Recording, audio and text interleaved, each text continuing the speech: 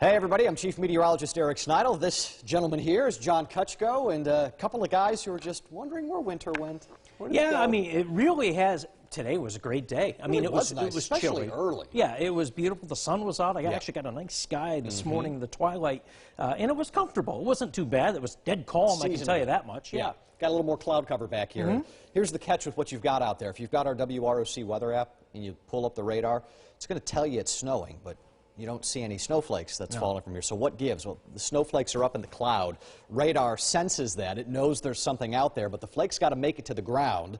And that can be a tough thing to do when you've got some dry air there. So I think that's what's happening here. Yeah, pretty remarkable. And in large part, it's been a very nice day today. Yes, it has been. And we like that. Yep. Temperatures at this hour at 39. So, you know, even if we were arguing if there's snowflakes out there, what do you think they're going to do when they hit the ground? They're going to end up melting, so there's no issues with any of that.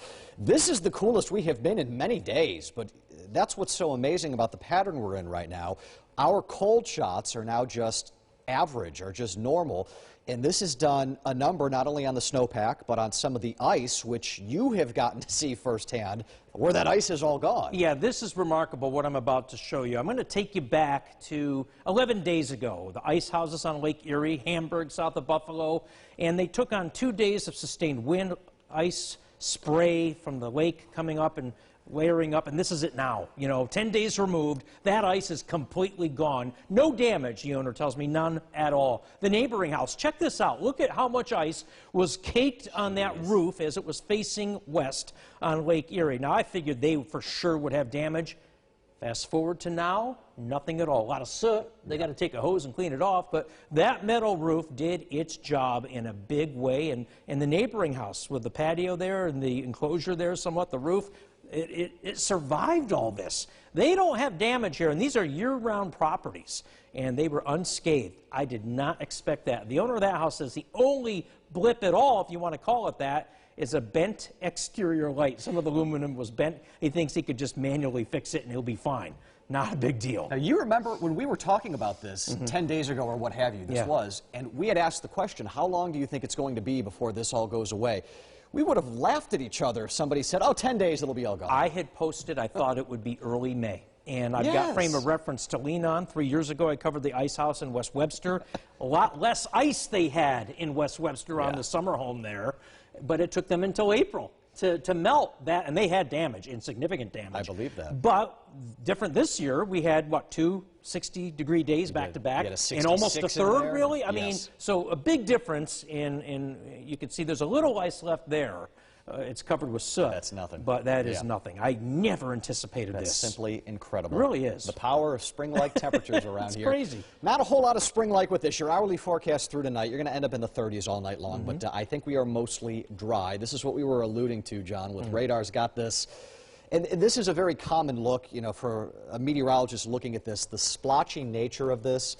This tells me that we've got some thick clouds, they've got some moisture in there, but it's highly unlikely a lot of this is actually making it to the ground. That said, Rochester eastward into Wayne County, if you see a snowflake or you get a little spritz of a raindrop on the windshield, not impossible. That is going to be the extent of the fun out of this, and we are back to dry off to our west, which is our forecast for tomorrow. Future view, overall not a whole lot going on here. Early tomorrow morning in the Finger Lakes, you might get a random shower. Talking maybe 20% rain chance. Winds go southerly tomorrow. That'll pump the highs back into the 50s. So if there were still some ice on some of those houses, another day tomorrow that would get whittled away. Your next round of precip comes with a cold front. Scattered showers developing late Thursday night. The cold front is that right there. See right there, you got that little line of yellow coming through. It'll be narrow. Figure a burst of 15-20 minutes of moderate to heavy rain as that front passes by. It's here, it's gone. The rest of your day Friday ends up going back to sunshine as the temperatures start to fall. And then we've got more sunshine expected into the weekend, which is so crazy to me this time of year. Vitamin D planter. You don't often see that. Not in March. No. Very seldom. We'll take it with open arms. We've had a good amount of sunshine out of this. It's been nice. I built this for you. Yeah, I love this. We were showing you this before. I love this. A lot going on this map, but we're about to do something in Rochester that we have not done since November 11th. You know what that is? On November 11th, we got our first big dump of snowfall. Oh, I remember it well. And what that did was it put us above normal. From November 11th all the way until today, Rochester, New York has been above normal in terms of snowfall. That yellow line is the normal. The white is what we have actually seen. And it ebbs and flows a little bit, but at no point have those lines crossed until the end of the week here. It's stunning. And it really is. You know, and your graphic prowess is without peer. But this says it all right here. Front-loaded winter as far as snow goes. We saw that, and I remember those days when I was going out shooting those days and thinking, man, this is going to be a great winter. And then it tapered right off, just leveled off. It gave us just enough to stay ahead of that average. And you got to remember, with the normal snow, every day that goes by that it doesn't snow, that normal snow line ticks upward. Just a little bit, it's a few tenths of an inch, it just slowly keeps going up. We have no accumulating snow in the forecast here for at least the next week and a half.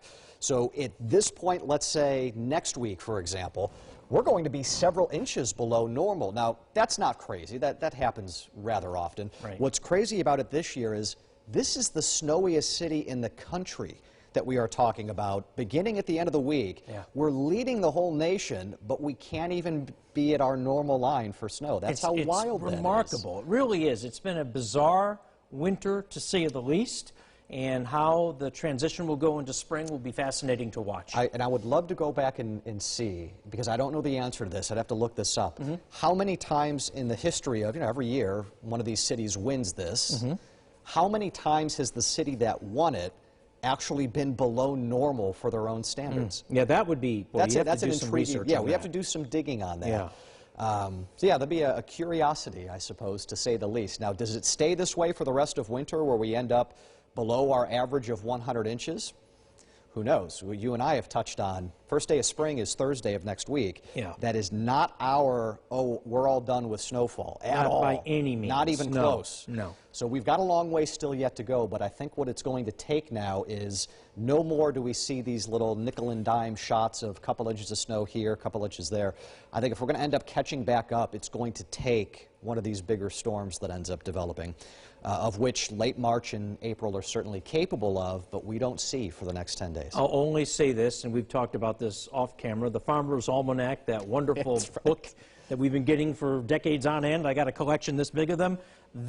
Only time they used the term snowstorm was the last week in March for this region, this corridor. We shall see. And I don't know. I just don't know. And they claim they got 80% accuracy, whatever. I go to this guy. That's what I know. We will find out. He's my farmer. The accuracy, at least up to this point, you see the 8-day takes you now all the way to the first day of spring on Thursday.